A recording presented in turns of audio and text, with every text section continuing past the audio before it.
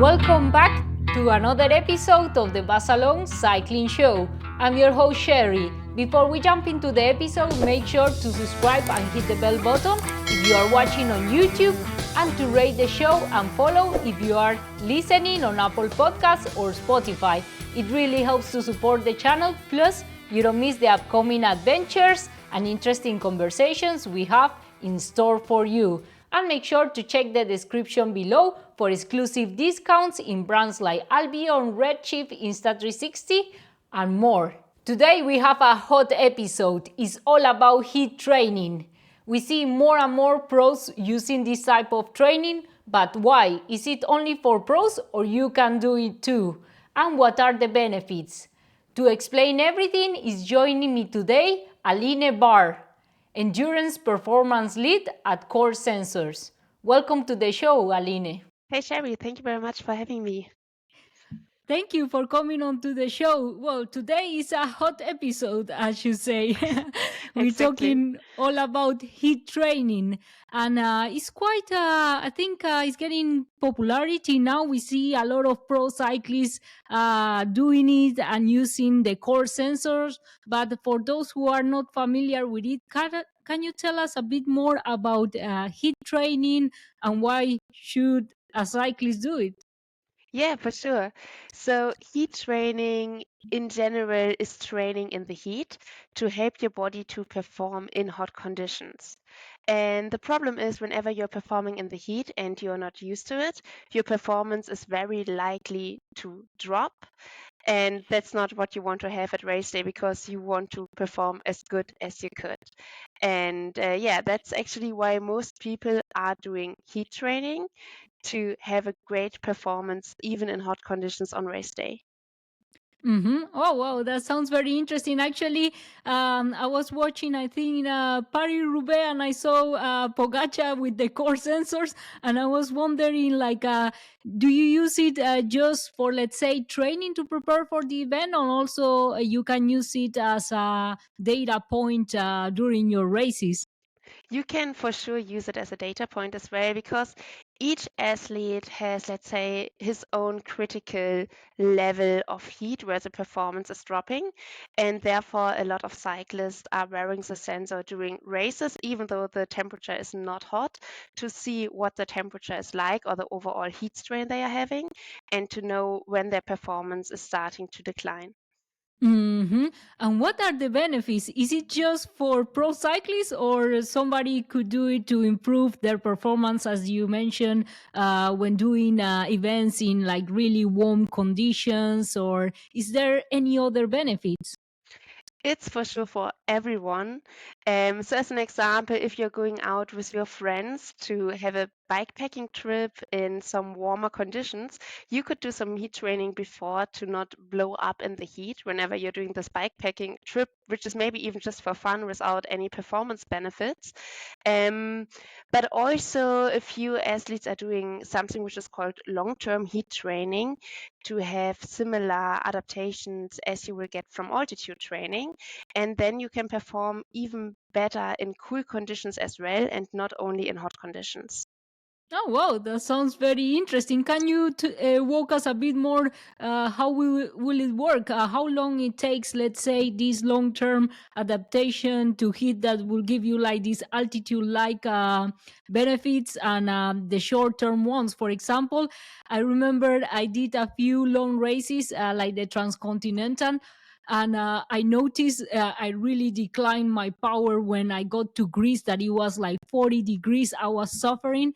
I think was one of the things I wish to improve because that really really wasn't good for my race performance in that case. And if it's something that you can actually address. Yeah, for sure.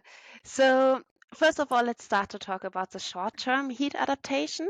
So, whenever you want to prepare for racing in hot climates, and usually to be better in the heat. You will see the first adaptations already after about 7 heat training sessions. So you will see a decreased heart rate. So often when you're racing in the heat, you will see that you have a heart rate decoupling. So your heart rate is increasing all the time, but your power is dropping. And I guess that's what you have been experiencing in Mhm. Greece as well. And also you will start to sweat more. So your body is getting more efficient in sending blood towards your skin, and with a more blood flow, then also your sweat will be increased. And Mhm. thus you are staying cooler because you're sweating more. So you will then also have a decrease in your core temperature and your skin temperature. So you're not getting that hot that easy anymore, which is quite beneficial as well to not overheat that quickly. But the full adaptations you only have after about 12 to 14 heat training sessions, still for racing in hot events. So after like around 7 sessions, you already see the first benefits of the heat training, and the full adaptations you will get after the 14 days to be prepared for races or events in the heat. And Mhm.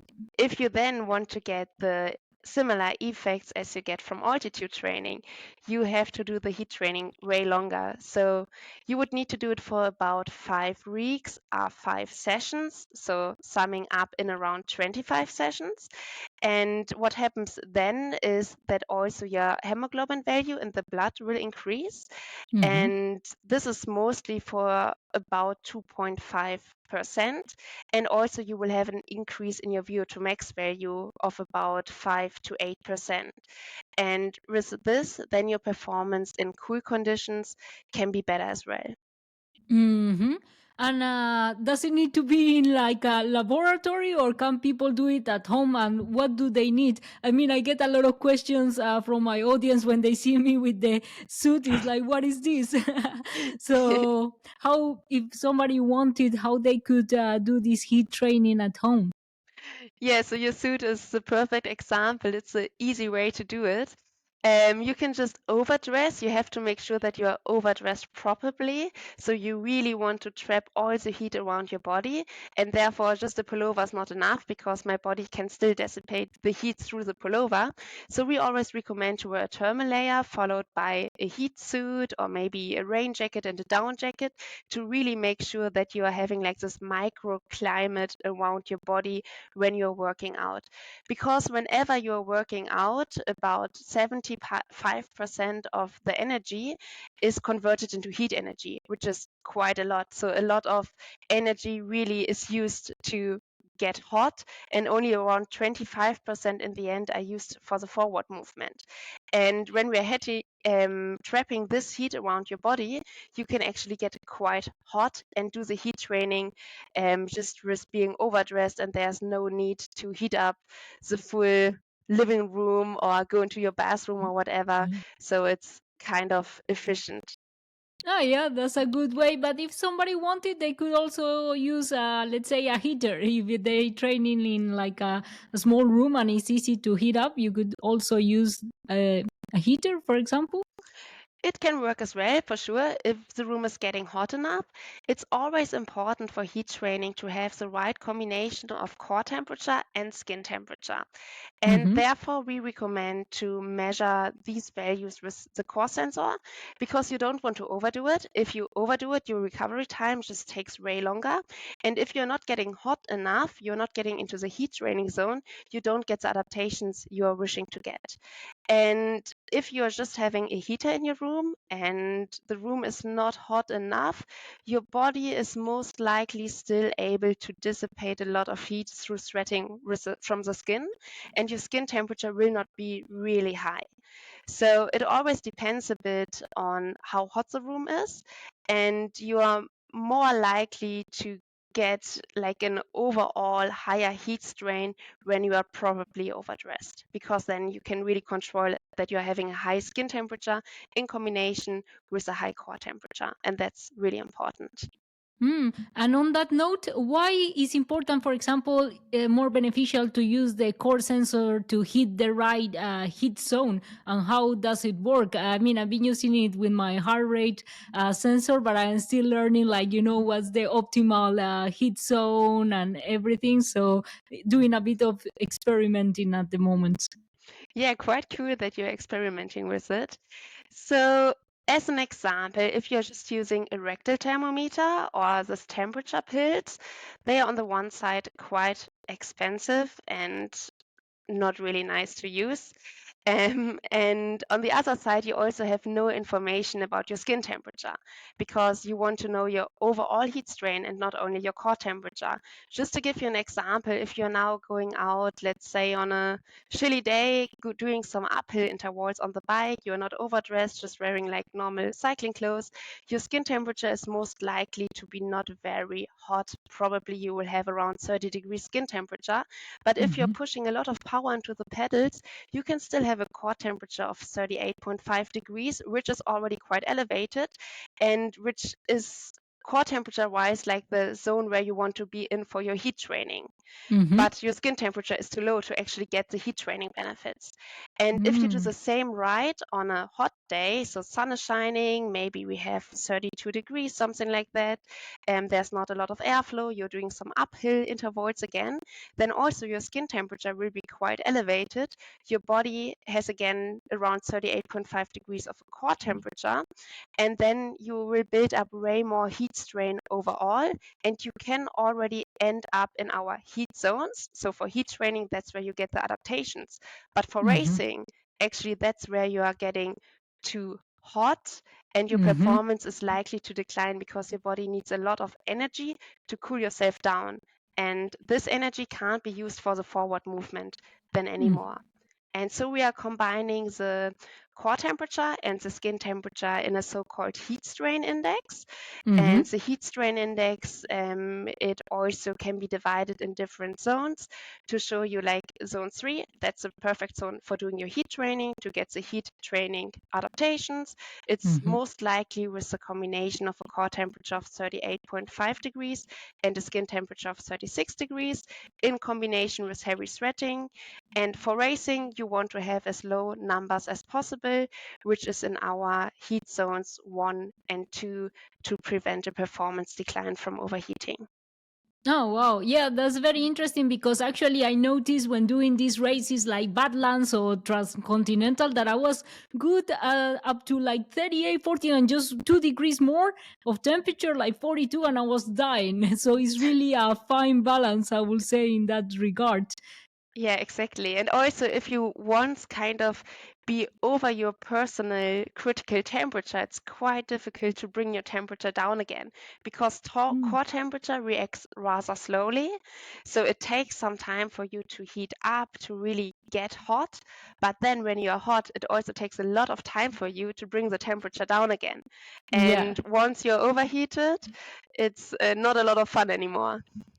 Yeah, actually, I think there's not much way to come back. I see a lot of people like having real struggles after, even not only like a decline in power, but also some stomach issues and everything, like some symptoms of overheating, especially races like Badlands that is in the desert. So that could be really an advantage. And I've been using the core sensor together with my bike computer, so you can have it synchronized to see more or less guide you through the session. But how would you structure a session? Does it have to be hard, like let's say you have to do a heat training, or can it be an easy session? What would be more or less the an example of a session that you could do for heat training? So for your muscles, heat training is rather easy. Often at the beginning, you need to put in some power to heat your body up. You have to make sure that you're properly overdressed.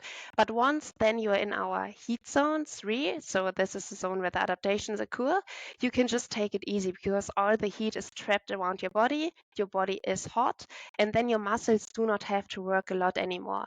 So we usually recommend to have some intensities at the beginning, and Mm-hmm. then once you reach the zone, often it's fine to pedal with an FTP of around 45 to 55%. And if you are overdressed properly, your body will stay hot and you are staying in the zone. And you should stay there for about 40 to 60 minutes to make sure Mm-hmm. that you get the adaptations you want to have. So the warm up often takes about 20 to 30 minutes, depending on how hard you are pedaling. And then it's about 40 to 60 minutes in heat zone 3. But Mm-hmm. also, it's quite important to say at the beginning, you should take it easy and you should get familiar with heat training and not directly start with like a super tough heat session Yeah. because it's quite a load for your cardio system. And we always recommend to have some more easy sessions at the beginning to get used to the heat. Mm-hmm. And talking about that, what are the most common mistakes you see people do when doing heat training, especially for beginners? Yeah, so there are a few mistakes for sure. One mistake is that people think they are not allowed to drink because drinking will cool you down, yeah, but it's super important to stay hydrated. Otherwise, your recovery time afterwards just takes way longer. And do Mm-hmm. you have any idea how much sweat you are losing during a heat session? Yeah, I actually did a sweat test. To be honest, I'm not a big sweating person, but it was still more than I would drink during my training session. So I was losing about 1.5 liters an hour, and I was thinking, oh, if I drink 500 milliliters an hour, I'm good. Yeah, Yeah, so it was definitely like 3 times what I thought I should drink during an hour. exactly. So it's more than you think. Even like they told me, yeah, wow, you barely sweat, but still I was sweating more than I expected. And also, I think you have to take into consideration hydration is not only drinking plain water, but you need to use electrolytes also.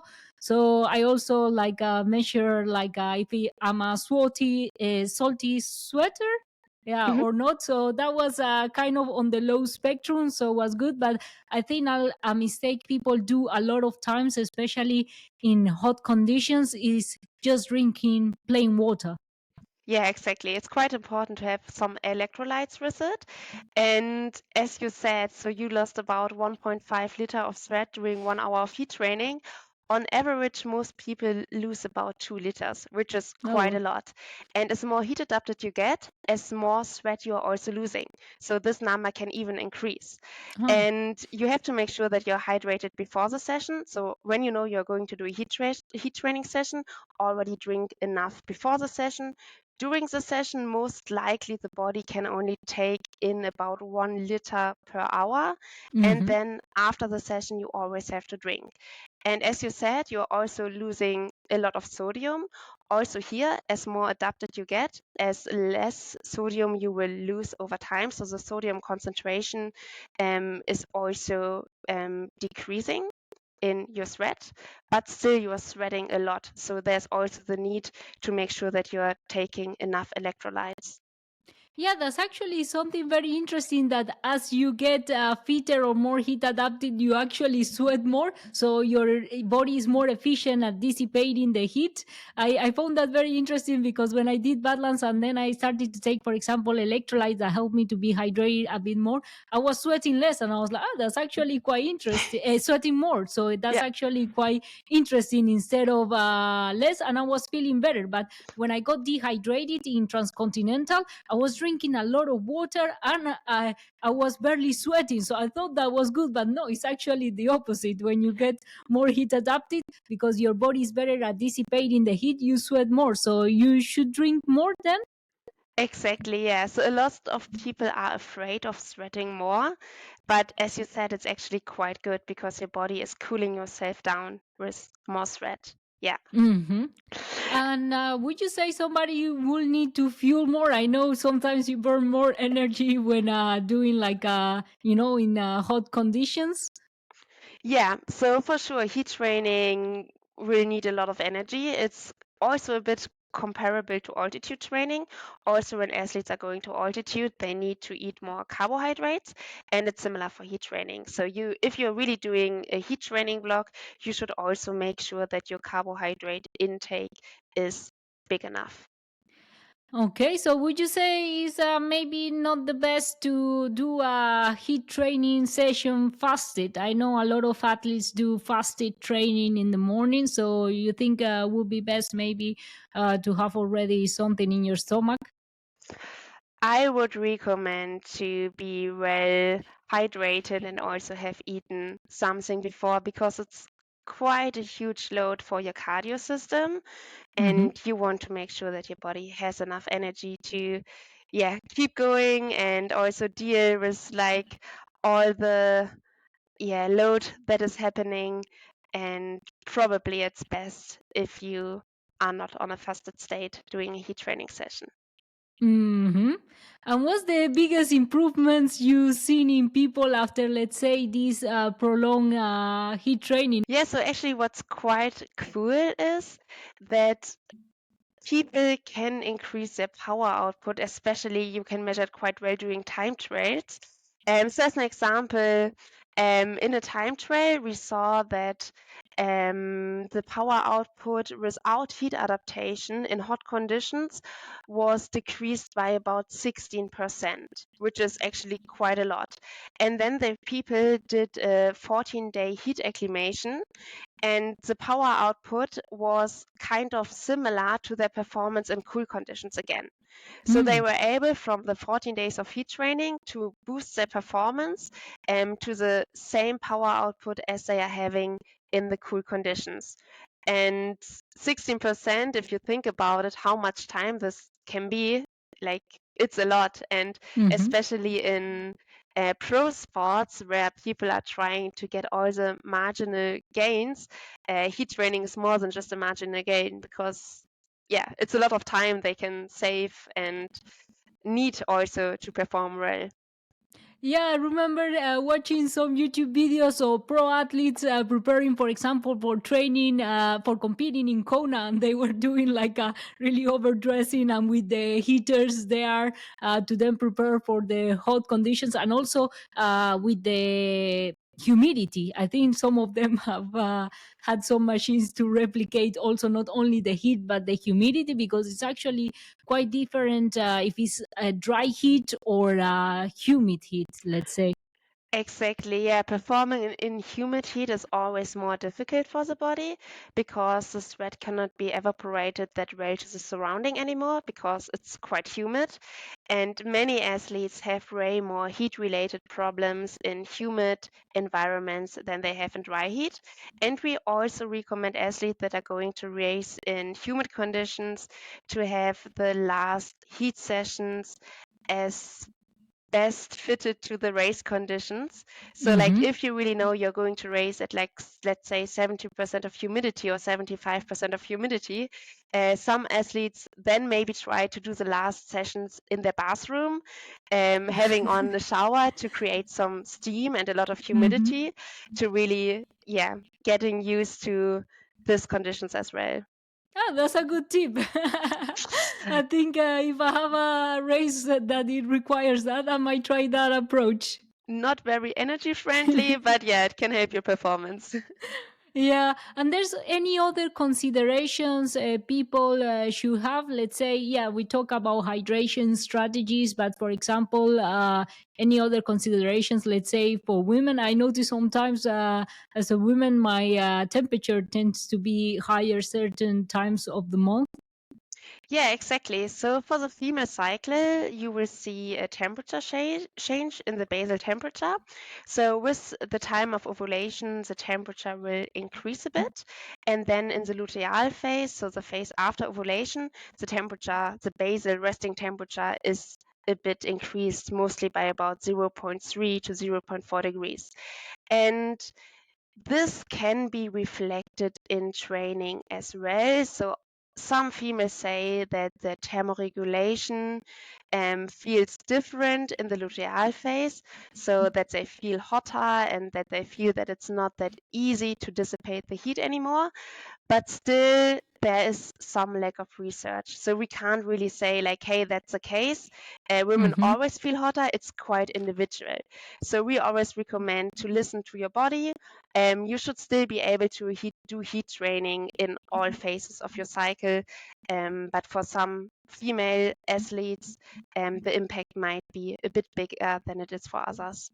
Yeah, definitely. I definitely notice I have such it has a big impact on me. Not only like heat, but also like energy consumption, like how well you can tolerate carbs, etc. So I think in some cases it's really like that. And for example, how easy is to use the sensor? Like we were talking about, you need a heart rate monitor, or how people can use it at home, like. So it's quite easy to use the core. It has to be attached to a heart rate monitor. You can just wear it at the chest position. And maybe to come back to how the core sensor works, first of all. Mhm. So core temperature, it's a temperature inside your body, and the core sensor, it's placed outside of your body. So we Mhm. have an algorithm that's determining your core body temperature. And therefore, it has a heat flux sensor, which is measuring the temperature exchange from the inside of your body to the outside of your body, a skin temperature sensor, and it also has a heart rate as input. And with these Mhm. three variables, then the core body temperature will be determined. And yeah, so that's why it's also kind of handy to place it at the heart rate monitor, because the heart rate monitor always has to be worn together with the core sensor. Hmm. Yeah, and I saw you launch a new one, so I try actually the version one in the. I went to the Precision Fuel and Hydration HQ for the sweat test, and they had the previous version, but we have the new version here, and I think it's smaller and easier to place on your heart rate belt. I found it quite handy in comparison with the previous one. Yeah, that's good to hear. So it's smaller and it's lighter. And some female athletes actually said sometimes that the first core was a bit uncomfortable. So most people didn't felt it at all, but like some super small females who do not have a lot of body fat, or let's say nearly no body fat at all, said that they feel it on their ribs. And with the new core, the feedback we got so far from athletes is that it's way more comfortable, and also a lot of athletes appreciated that it's a bit lighter, because for racing, each gram counts.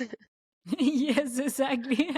Yeah, sometimes you find cyclists removing screws from their bike to Exactly. make it lighter. So I totally agree with that. And can you give us 5 tips for beginners in heat training?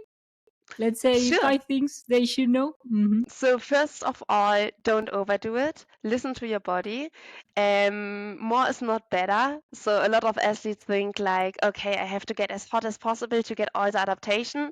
That's not correct. You just need to get in our heat zone 3, stay there for about 40 to 60 minutes, sorry, 40 to 60 minutes, and then you will get the adaptations you want to get. Then consistency is key. So just stick to your heat training, always have a good heat training load. The core app will also show you heat training loads for your sessions, so that you know how good was my heat training session. Have I done enough? Should I do even more? Um, and there we would not recommend to overdo it. So really, yeah, just have like a good heat training load for the sessions and then stay consistent. Um, Another tip, start easy, give your body some time to get used to the heat. Don't start directly with 14 days of heat training. That's Hmm. too much load for your body. Yeah. And the last one, maybe take some rest before race day. So don't do heat training until you have your race. You would need at least 3 to 5 days of rest from heat training before the race day. Some athletes even have a week off, just with one more maintaining session to make sure that the adaptations don't go away in the meantime. But yeah, plan enough time to do your heat training sessions. Oh, And wow. also, maybe you can add some passive heat training sessions to the active heat training sessions. So the active heat training sessions are the sessions where you are actively generating heat to adapt to the heat. And in passive heat training sessions, you are sitting in a hot environment in a resting state to adapt to the heat. And with the core app, you can also input passive heat training, and you will see a heat adaptation score over time from the active and passive heat training sessions together. By passive, you mean something like going to the sauna, and can you take the sensor into the sauna? Yeah, so going into the sauna is a great example for passive heat training. You cannot take the core sensor with you into the sauna because it's a technical device and the device can be damaged, but also you can get some damages on your skin if you're wearing it in the sauna. Mhm. But what you should do is to wear the core sensor until you are going into the sauna so that we have your temperature before you are entering the passive hot environment, because Mhm. passive heat training is more effective if you do it after a normal training session. So when your core Mm. body temperature is already elevated, you will get more heat adaptations than as if you enter the passive hot environment with a kind of resting core temperature. Oh, wow, that sounds great. And any news or updates we can expect from Core? Any exciting plans? Not in the near future. We are always working on cool stuff. But for now, I can't tell you more about Ooh, top it. secret. Exactly. Oh, well, that's amazing. Well, make sure to check out the Core Instagram to check all the stories and updates. And I will leave all the information in the description. And don't miss Day in Life, because I'm going to actually document my journey using the Core sensor. So I'm going to start next week, I think probably with the long term adaptation. So let's see how that one goes. And thank you so much for coming onto the show and walking us through this exciting way of training and all the information. Yeah, thank you very much for having me, and I'm looking forward to follow your heat training. Thank you. Thanks for watching and listening. Don't forget to subscribe and hit the bell button below so you don't miss the upcoming episodes, and to check the exclusive discounts in the description below, and all the information we talk about. You can find it there. Don't miss the next episode because it's going to be very interesting. Until the next adventure.